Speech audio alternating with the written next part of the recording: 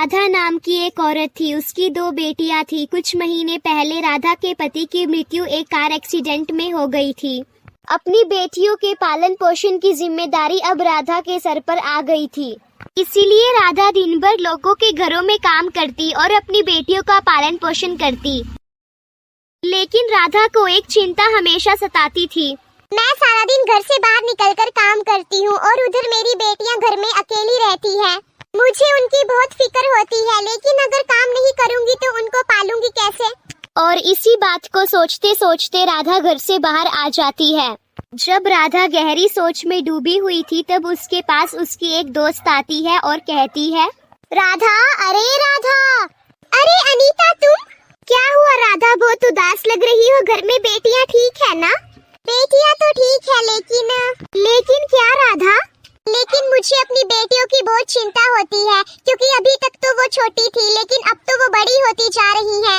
इसीलिए मैं कैसे उनको घर में अकेला छोड़कर काम करने जाया करूंगी, और अगर मैं काम करने नहीं जाऊंगी तो अपनी बेटियों की परवरिश कैसे करूंगी? बस मुझे यही चिंता खाए जा रही है। तेरी इस टेंशन का मेरे पास एक समाधान है राधा।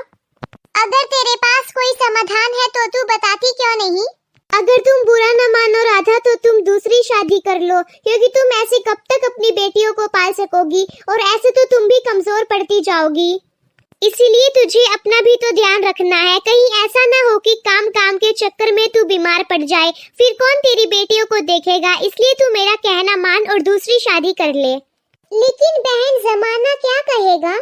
अभी तू अकेली सारा दिन काम करती है। तुझे किसी ने कहा है कि तू काम मत कर, हम तेरा खर्चा उठाएंगे, और अगर तुझे कुछ हो गया तो ये जमाना तेरी बेटियों को नहीं पालेगा।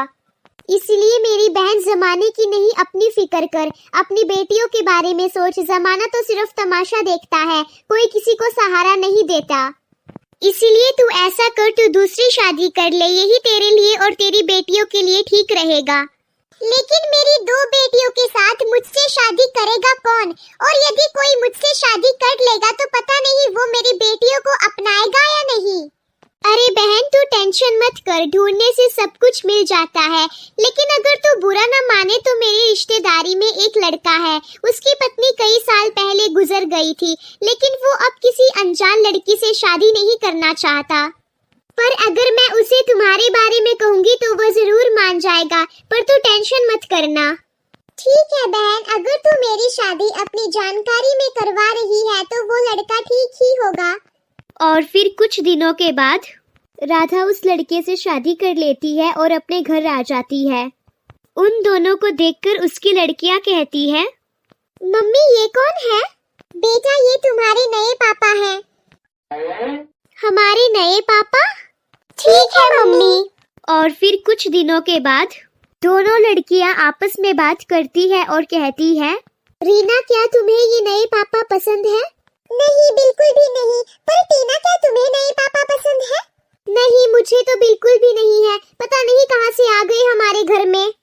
पहले हम तीनों कितने मजे से रहते थे, जब से नए पापा आए हैं अब हमें कुछ अच्छा नहीं लगता। पता नहीं कहां से आ गया हमारे घर में। फिर एक दिन राधा का पति बच्चों के लिए कुछ खाने का सामान लेकर आता है और वह राधा से कहता है, अरे राधा, बच्चे कहाँ हैं? दिखाई नहीं दे रहे। वो सो रही है, अभी तक नहीं उठी। देखो बच्चों, मैं तुम्हारे लिए क्या लाया हूँ, जल्दी से उठ जाओ। क्या अंकल, आप हमें सोने क्यों नहीं देते? अरे देखो बच्चों, मैं तुम्हारे लिए क्या लेकर आया हूँ। ऐसा क्या अमृत लेकर आए हो जो सुबह सुबह हमारे सिर के ऊपर चिल्ला रहे हो? अरे रीना और टीना, ये क्या तरीका है बड़ों के साथ बात करने का? ये तुम्हारे लिए इतनी सारी चॉकलेट्स लेकर आए हैं और तुम इनके साथ ऐसे बोल रही हो? और ये अंकल क्या होता है? पापा है वो तुम्हारे? अरे बच्चे हैं वो, उन्हें अभी इन सब बातों का नहीं पता। तुम क्यों उन्हें डांट रही हो? जब वो बड़े हो जाएंगे तो कुछ समझ आ जाएगा। और फिर कुछ दिनों के बाद मम्मी। हाँ रीना। मम्मी, स्कूल में मुझे हर रोज मैडम फीस के लिए बोलती है, और मैडम कहती है कि यदि इस महीने में फीस नहीं दी तो तुम्हें एग्जाम में नहीं बैठने दूंगी। रीना बेटा, तुम स्कूल जाओ और मैडम से कहना कि कहीं से कुछ इंतजाम करके इसी महीने में तुम्हारी फीस भर देंगे। ठीक है मम्मी। मम्मी। हाँ टीना, बोलो। मम्मी हमारा स्कूल बहुत दूर है, चलते चलते हम दोनों बहुत थक जाते हैं और स्कूल में भी लेट हो जाते हैं, इसलिए मम्मी हमें भी स्कूल बस में जाना है जैसे दूसरे बच्चे जाते हैं। हे भगवान, अब मैं क्या करूं, कहां से लेकर आऊं इतने पैसे? मेरी बच्चियों थोड़े दिन और पैदल चल लो, अगली क्लास से तुम्हें बस में भेजूंगी, ठीक है ना? ठीक है मम्मी। ठीक है मम्मी, अब हम स्कूल में जा रहे हैं, नहीं तो फिर से लेट हो जाएंगे। ठीक है बेटा। हे भगवान, अब इतने पैसे कहां से लेकर आएंगे? बच्चों की फीस भी भरनी है और बस का किराया भी देना है। मम्मी, अरे मम्मी। हाँ बेटा, क्या हुआ? थैंक यू मम्मी जी, आपने इतनी जल्दी मेरी फीस भर दी। जब मैं मैम को कहने लगी तो मेरी मैम ने मेरे को कहा कि तुम्हारी फीस तो पूरी भर चुकी है। Thank you so much mummy ji. Thank you so much mummy ji. Thank you so much mummy ji. Bus की फीस भी जमा करने के लिए बस वाले अंकल ने हमारे लिए बस रोकी और आज हम बिल्कुल भी नहीं थके। लेकिन बेटी। मम्मी, अब हम अपने कमरे में जा रही हैं, बाकी बातें आपसे बाद में करेंगे। इतने सारे पैसे दिए किसने? हमारे पास तो इतने पैसे नहीं थे, इस बात का तो पता लगाना पड़ेगा। अरे टीना, कई दिनों से वो अंकल दिखाई नहीं दे रहा है। सुबह उठते हैं तब भी नहीं, शाम को आते हैं तब भी नहीं। कहाँ गया है वो हमारे घर से? क्यों, तुझे उसकी कुछ ज्यादा ही याद आ रही है क्या? अगर उसकी कुछ ज्यादा ही याद आ रही है तो मम्मी से पूछ ले कहाँ गया है वो अंकल। क्यों मैं क्यों पूछूं, मुझे क्या, जहाँ गया होगा चला गया होगा। मरे या जिए हमें क्या, हमारा कौन सा अपना पापा थोड़ी ना था। फिर ऐसे ही कई दिन बीत जाते हैं और फिर एक दिन।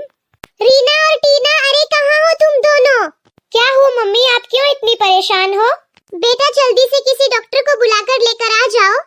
क्या हुआ मम्मी, तुम्हारी तबीयत तो ठीक है ना? रीना, मैं तो ठीक हूँ, वो तुम्हारे पापा बहुत बीमार पड़ गए हैं, आज तो उनके पास उठना भी नहीं हो रहा है। तो फिर मम्मी, अगर वो अंकल बीमार पड़े हैं तो हम डॉक्टर को क्यों बुलाकर लेकर आए? और मम्मी, वो हमारे पापा थोड़ी ना है जो हम उनकी टेंशन करेंगे, वो मरे या जिए से हमें क्या। अरे लड़कियों, आज तुम्हारे पापा इतने बीमार हैं, इसकी वजह और कोई नहीं, सिर्फ तुम दोनों हो। क्यों मम्मी, हमने क्या कहा उनको? जिस स्कूल में तुम पढ़ रही हो उसकी फीस उसी आदमी ने भरी है जिसे तुम देखना भी पसंद नहीं करती। तुम्हारा पापा रात रात भर काम कर रहा है, तभी तुम आराम से स्कूल बस में बैठकर स्कूल जा रही हो, और तुम दोनों कभी उसके साथ प्यार से बोली भी नहीं हो। मम्मी जी, वो अंकल हमें अपनी बेटियों की तरह पाल रहे हैं और हम उन्हें पराया समझ रहे हैं। ये हमसे बहुत बड़ी गलती हो गई। पहले हम जल्दी से डॉक्टर को बुलाकर लेकर आते हैं, फिर पापा से माफी मांगेंगे। अरे बेटा, वो तुम्हारे पापा है, माँ बाप अपने बच्चे से माफी नहीं प्यार चाहते हैं, इसलिए तुम डॉक्टर को बुलाकर लेकर आ जाओ, फिर हम सब मिलजुल कर रहेंगे। और इस प्रकार रीना और टीना के पापा ठीक हो जाते हैं।